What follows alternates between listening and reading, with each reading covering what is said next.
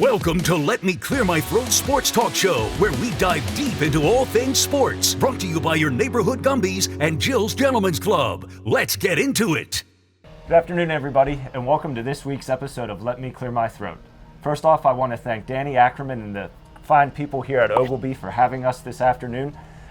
This week is all about PGA Tour. The PGA Championship returns to our station, CBS, this weekend, and I'm happy to have my guest, Floyd Shuler, owner of the Hole and Run Golf Store here in Wheeling.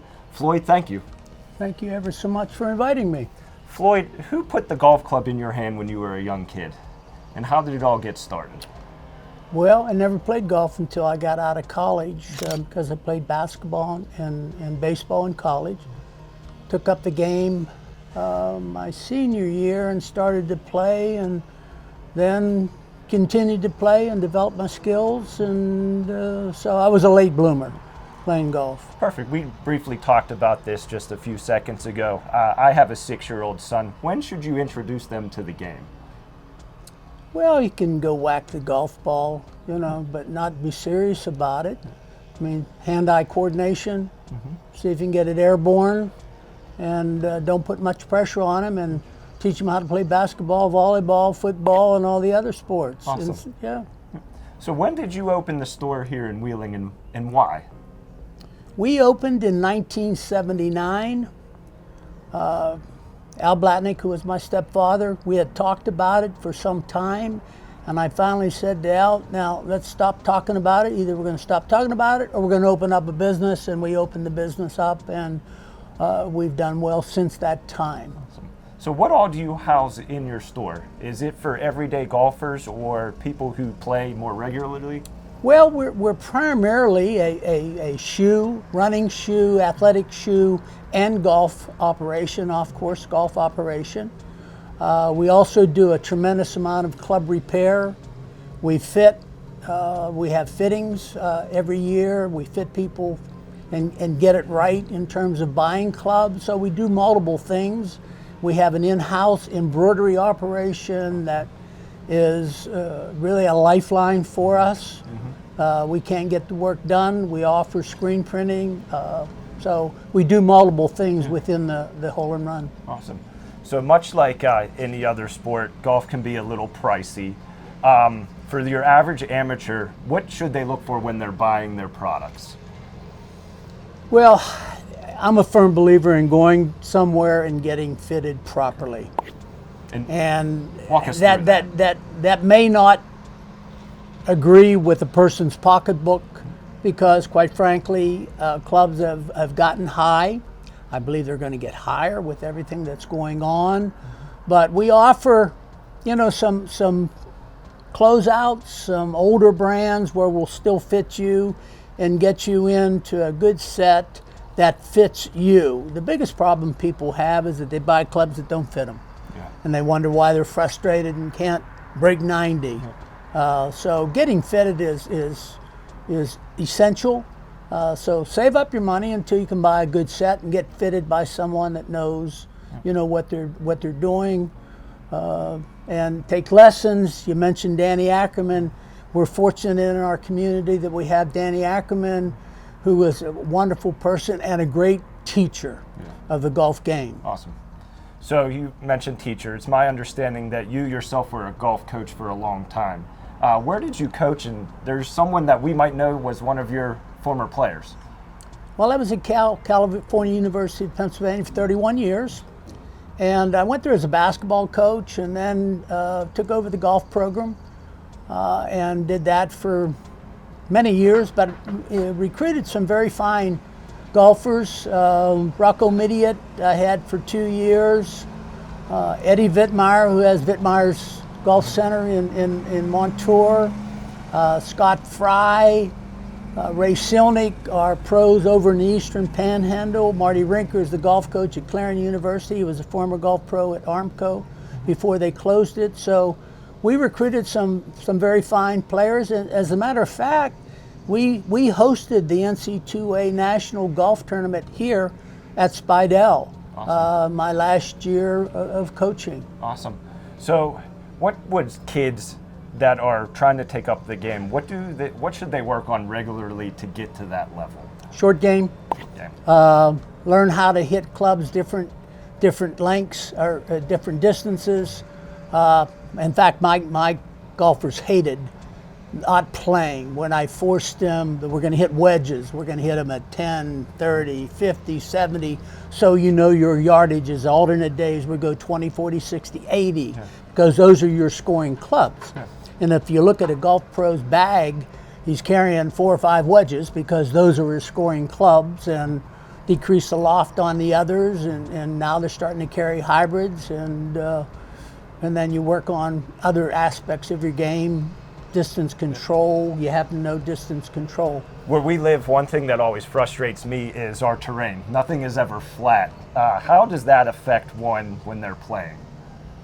Well, you have to learn how to hit the ball from different lies, downhill, side hill, and uphill. The way the ball will function and respond to, a downhill, side hill lie or an uphill lie. And we live in the area where we're going to have that. So you have to learn how to hit those different shots. Awesome. And that involves practice. Very much so. In our next segment, we're going to talk a little bit more about the current PGA Tour and a little bit about your playing time in the Champions Tour as well. If you're going to make a run and you plan on having fun, the one place you should know, Gumby's Grab and Go.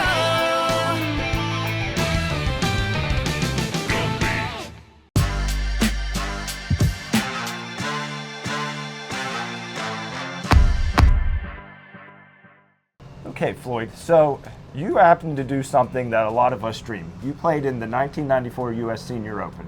How was that? It was a wonderful experience. I didn't play as well as I would wanted to have played, but Pinehurst 2 is really a different golf course in terms of you have to be very precise where you hit the ball on the green, because there are a lot of roly-poly parts of the green. The ball will roll off. You can't miss it on the bad side because it becomes a very difficult up and down. You have to learn how to hit different clubs from playing here in our terrain. So it was a wonderful experience. I enjoyed it. I didn't play as well as I would have wanted to, but I still enjoyed the experience and had the opportunity of playing and meeting, Gary Player and Arnold Palmer, which I had met before, and Nicholas and Lee Trevino was a hoot, meeting him and being around him. His locker was close to mine, and so it was a very enjoyable experience, even though I didn't make the cut. Now, once you're amongst those guys, you've played so much golf, but is it hard not to get a little nervous when you're standing over the ball? That is something I think that I overcame. Okay. I mean, maybe the opening shot, playing, but after that, I think I learned how to control that part of it. I started late, so my skills weren't as good as maybe they should have been to play at that level. But, I was successful on a local level and had great enjoyment out of playing the game. Is there someone on the current tour that you enjoy watching? There's so many good players on the tour right now. I love watching. McIlroy is is good, and of course Scheffler is a freak. He's winning everything. Who are you paying attention to most this weekend? I really just like to watch the tournament. There are so many good players that, again, it's hard to discount Scheffler, McIlroy, even some of the guys that haven't been winning, Spieth, and it'll be a great tournament. Spieth, I believe we have a chance to see his career Grand Slam. This would be the second one I think we could see, at least in this season. How would someone accomplish that? And it's really mental toughness, physical toughness, managing your game, and then responding the last day. It's a difficult job.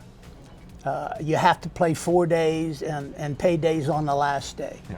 And then you have to go low or not blow it on the last day, because that's when they pass out the money. And there are a lot of players, and if you watch them, they can play 2-3 days, but they have difficulty combining 4 good days on the tour to make a good pay check, and you can make a hell of a living, playing on the tour. You had mentioned mental awareness, your mental health. We are in Mental Health Month. Golf is a very one-person sport. Your mentals have to be very sharp. What advice would you give somebody on how to tame that? I think you have to learn how to control your emotions and not let the outside variables affect you. You can't worry about in the PGA fans. I mean, they take care of that, but you have to focus on your inner and play and not let other distractions. And you're going to have bad days. I don't really care who you are. You're going to have bad days. They all have them. But usually it seems that, and we've found this out in the last few years, pretty much the same guys show up on payday winning the tournament. So they've figured out how to control their emotions. They know their shots, and they know how to score. So major weekend. What does the PGA Tour do a little different to the courses to make them a little more challenging for the players? I think the big thing that happens is the rough. The gorse, they let the grass grow high, and you can't control the golf ball. Keep it in the fairways. Yeah, you got to hit it in the fairway, and they hit it so long anymore that they know where the landing areas are, so they'll narrow that up. So if you're not precise, you end up in the rough, and then it makes it difficult to get the ball close on your second or third shot. And then putting is everything. It's a big thing. I mean, just watch Scheffler and McIlroy. They'll make their putts. Tiger. I think Tiger, lost his putting touch, but I also think that maybe he bulked up too much. And that had something to do. And then Father Time catches up with everyone. Everybody. Yes. Yeah, and I think that's also happened. With Tiger, to mention Tiger. But the guys on the tour, they're all good. So let's pick a winner. Who do you think will walk away as the championship this weekend? If I were to pick someone, naturally it'd be Scotty. Scotty? My second choice would be McIlroy. I can't disagree with you there. I'd love to see Spieth actually win one, but Scheffler is playing outside of his mind right now. Lights out. Lights out. Yep. Cool. When we come back, we'll hit some balls. Well, actually, I'll hit some balls, and you all can critique my swing. Jill's Gentlemen's Club is Ohio Valley's party headquarters. There's nowhere better to have a party than Jill's Gentlemen's Club. We specialize in making sure your group experiences a one-of-a-kind night. When looking for quality entertainment, Jill's Gentlemen's Club is the place to be. Jill's Gentlemen's Club, a class act.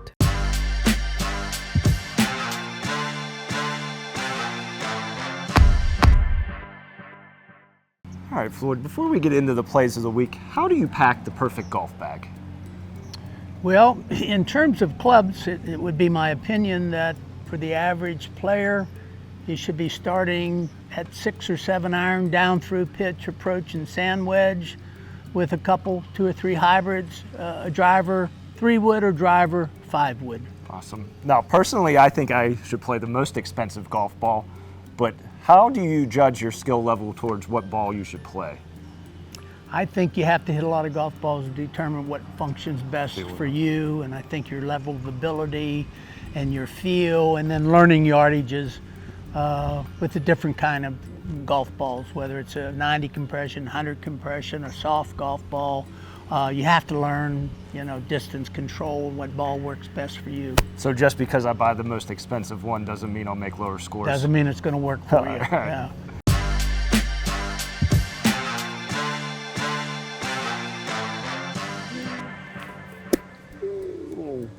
Opening my hands too much. So take a couple more swings. Swings, Take another swing, yeah.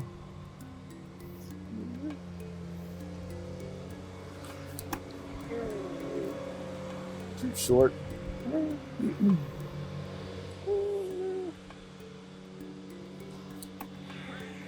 Okay. Well, You're coming over top of the ball. Yeah. I think you need to take the club. I mean, you're taking the club away all right, but I think you need to lead with your lower body and drop the club down inside as opposed to coming over top of it.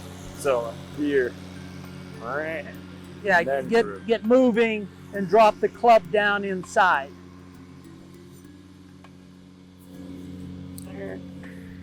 See, you still came over top. Down this way. Just a skosh. It's got to be this smooth. To the inside, down your target line. That's a little better. Still. Yeah. And that just comes from hitting a lot of balls. You got to practice. And do you use sticks when you... No, but I probably should. Yeah, you probably should. Where do you position the ball? Depending on what club, but mostly middle to middle back. Okay. You know, that's debatable. Yeah. You know, wedges to the back, but for the most part, you want to pick something that's neutral, so you're not jousting around in your stance, different positions. Well, that's my biggest thing is head position. I always bobble my head, sway too much. Yeah, I'm talking about ball position, keep it not straight. Moving it around. Oh, keep it in the same spot? Basically, yeah. Except your driver should be up front a little bit, and then your wedges, depending on the kind of shot you want to hit, should be back in your stance. Yeah. Awesome. Well, thank you. You're welcome. That's a wrap for Let Me Clear My Throat Sports Talk Show. Big thanks to our sponsors, your neighborhood Gumbies and Jill's Gentlemen's Club. Until next time, stay loud, stay proud, and keep the game strong.